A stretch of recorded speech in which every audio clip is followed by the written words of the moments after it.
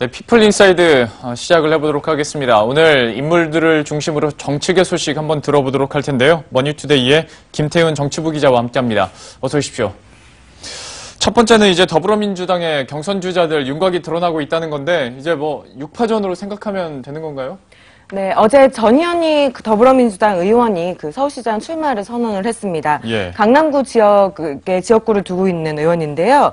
이미 전희연이 의원 앞에 박영선 의원, 민병두 의원, 우상호 의원이 이미 출마를 선언을 했고, 예. 또 지금 서울시장이 더불어민주당 소속인 박원순 서울시장이잖아요. 예. 박원순 서울시장은 3선 출마를 공식화한 상태이기 때문에 지금 5명이 이미 출마한 상태입니다. 여기에 정봉주 전 의원이 지난 특별사면으로 복권이 되면서 예. 서울시장 출마를 고려하고 있다는 소식입니다. 이들 예비 후보들은 평창 동계올림픽과 설 연휴를 전후해서 본격적인 경선 레이스에 시동을 걸 전망입니다. 정봉주 전 의원 같은 경우에는 워딩만 들어보면 이미 마음을 굳힐 것 같던데요. 그리고 또 이렇게 생각할 수밖에 없는 것이 약간 지지층이 겹치는 정청래 의원 같은 경우에 불출마 선언을 하다 보니까 더 이제 이렇게 윤곽이 드러나는 거 아니냐라고 해석을 하더라고요. 맞습니다. 정청래 전 의원이 서울시장 출마를 고려하고 있다라고 하다가 이제 서울시장에 출마하지 않겠다 이렇게 불출마 선언을 했습니다. 예. 말씀하신 대로 정봉주 전 의원하고는 지지층이 많이 겹치기 때문에 네. 2명 중에 1명만 나가는 것이 좋지 않겠냐. 그리고 둘 중 1명이 나가면 서로 도울 것이다. 이런 얘기들을 좀 해왔는데요. 예. 정청래 전 의원이 불출마를 선언하면서 정봉주 전 의원의 출마가 조금 더 무게추가 기우는 모양입니다. 그런데 또 더불어민주당 내에서 현역 의원들끼리 어떤 지방선거 출마와 관련해서는 또 내부 부침이 좀 있다는 소식도 들려오는데 구체적으로 이게 어느 쪽 어디 얘기하는 겁니까? 지금 전남지사 출마를 두고 현역 예. 의원 출마가 좀 어렵지 않겠느냐 이런 얘기가 나오고 있는데 사실 전남지사뿐만 아니라 다른 지역구도 마찬가지인데요. 지금 더불어민주당 사무총장이 이춘석 사무총장이 얼마 전에 김영록 해양수산부 장관을 만났다는 얘기가 알려졌습니다. 이 전남지사 출마에 관해서 논의하기 위한 거였다고 하는데요. 사실 민주당에서 전남지사의 유력 후보군으로 이계호 의원이 꼽히고 있거든요. 예. 여론조사에서도 굉장히 1위를 달리고 있기 때문에 이계호 의원 출마가 굉장히 이제 유력한 것으로 보였는데 아무래도 이제 최근에 자유한국당 의석수 경쟁, 1당 경쟁이 심해지면서 현역 의원들 의 출마가 좀 자제돼야 되는 거 아니냐 이런 얘기가 흘러나오고 있습니다. 예. 지금 현역 의원들이 경기도지사라든가 경남도지사라든가 굉장히 많이 후보군이 현역 의원들 중심으로 얘기가 나오고 있기 때문에 자칫하다가는 무더기 출마로 인해서 1당을 뺏길 수 있다는 그런 우려 때문에 그런 얘기가 나오고 있습니다. 서울시장도 마찬가지 얘기가 또 나올 수 있는 가능성이 있습니다. 참 어디는 후보 낼 사람이 없어서 문제고 어디는 너무 많아서 문제기도 하고 뭐 그런데요. 더불어민주당 얘기를 했으니까 이제 또 다른 야당 얘기를 해보도록 할 텐데 미래당이라고 통합신당 명칭이 정해졌지 않습니까? 이것도 내용 한번 전해주시겠어요?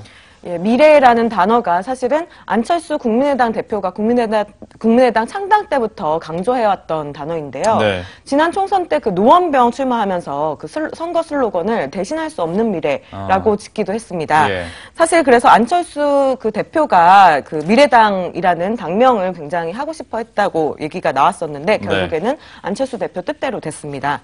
유승민 대표, 바른정당 대표 같은 경우에는 바른정당과 국민의당의 통합이라는 의미를 살려서 바른국민당을 얘기를 했다고 하는데 결국에는 안철수 대표의 손을 들어주면서 미래당으로 통합당 이름이 정해졌습니다. 그러니까요.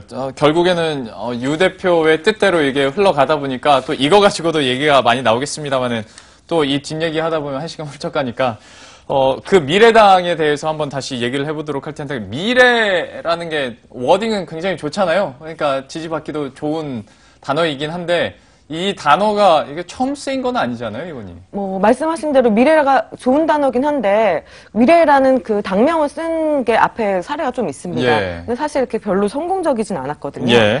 대표적인 예가 박근혜 전 대통령이 창당을 한 적이 있는데 한국미래연합이라는 당명으로 창당을 한 적이 있습니다. 네. 2002년 3월에 이회창 전 총재와 대선 경선을 놓고 갈등을 벌이다가 당을 뛰쳐나가서 만들었던 당 이름입니다. 네. 또 2010년에는 한국에는 친박연대 등이 뭐 박근혜 대표 대통령 만들기 기치를 걸고 미래연합이라는 당을 창당하기도 했고요. 예. 또 2007년에는 굉장히 이제 우파 인사죠. 지만원 씨가 만든 시스템 미래당이라는 이름도 있었습니다. 네. 또 한국의 미래를 준비하는 당, 신미래당, 한반도 미래연합 이렇게 이제 당명이 쓰였고 최근에는 2030 세대를 대표하겠다면서 우리 미래라는 당도 있습니다.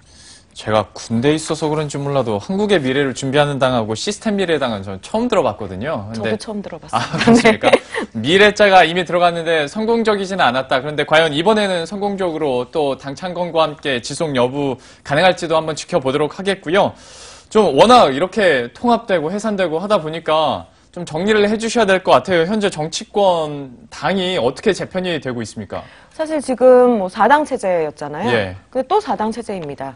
그 국민의당과 바른정당이 통합하면서 네. 민주평화당이 갈라져 나가기 그렇죠. 때문에 4당 체제가 뭐 유지는 되고 있는데 사실상 내용을 들여다보면 민주평화당은 범여권으로 좀 이렇게 구분이 되는 그런 네. 분위기고요. 그리고 그 통합신당 경우에는 그 반여당, 그러니까 여당에 대해서 이제 그 야당 목소리를 강하게 내기 위한 야당군으로 분류가 돼서 사실상은 범여권과 범야권 1대1 구도가 1대1. 강해지는 거 아닌가 하는 분석이 나옵니다. 알겠습니다. 이렇게 재편되고 있는 정치권의 행보에 대해서도 계속 지켜보도록 하겠고요. 다음으로는 참 기자들이 열받아 할 만한 이슈이기도 했었죠. 그런데 그중에서 이제 특정된 언론사는 MBN인데 홍준표 자유한국당 대표가 가짜뉴스 제조하는 곳이라고 들어오지 말라고 당사에는 뭐 이런 얘기를 했지 않습니까? 이렇게까지 강하게 대응을 할 필요가 있을까 이런 생각이 좀 들 정도였습니다. 예. 사실 이제 인터넷 뉴스들이 사실 여러 가지 얘기들 좀 클릭수를 유도하는 자극적인 기사들이 많이 나오긴 하는데 네. 그 MBN에서 이제 주장하는 바에 따르면 정치부에서 만든 기사가 아니라 인터넷 뉴스팀에서 류여해 그 전 최고위원의 주장을 담아서 실은 거다. 근데 예. 제목을 이제 정할 때 조금 기술적인 실수가 있었다. 이렇게 예. 인정을 하고 있는 상태입니다. 하지만 그 홍준표 대표는 그 트럼프 대통령 흉내를 내는 것처럼 예. 가짜 뉴스와의 전쟁을 선포하고 네. 그 다음에 그 정정 보도나 이런 부분으로 끝나지 않고 민사 소송까지 끝까지 가짜 뉴스를 그 척결하겠다. 이렇게 강하게 나오고 있는 상황입니다. 민사 소송 제기한다는 게 뭐 진짜 가능한 겁니까? 뭐 명예훼손으로 민사 소송을 제기한다고 하는데 예. 정치인들한테 과연 훼손될 명예가 있는지도 좀 의문입니다. 그걸 따지고도 사실 이전에도 많은 얘기들이 있었는데 참 이거 어떻게 될지도 한번 지켜보도록 하겠고요. 또 이제 당사 출입하는 기자들의 반응도 어떻게 될지도 한번 계속 지켜보도록 하겠습니다. 이렇게 크게 세 가지 정치권 이슈 머니투데이의 김태훈 정치부 기자와 함께 알아봤습니다. 오늘 말씀 고맙습니다. 예, 저희가 준비한 소식도 여기까지입니다. 오늘 뭐 시장 분위기도 좀 녹록지가 않은데요. 계속해서 성공 투자하시고요. 저희들은 내일 이 시간에 또 핫한 이슈들 들고 다시 찾아뵙도록 하겠습니다. 시청해주신 여러분 고맙습니다.